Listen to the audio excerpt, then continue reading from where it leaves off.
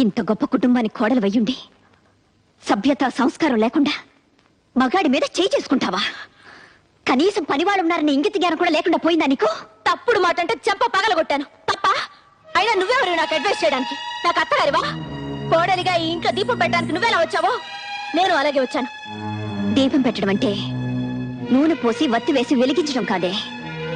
పోయే వరకు మనం బ్రతకాల్సిన ఈ ఇంటి పరువు మర్యాద కాపాడమేనే దీపం పెట్టడం అంటే.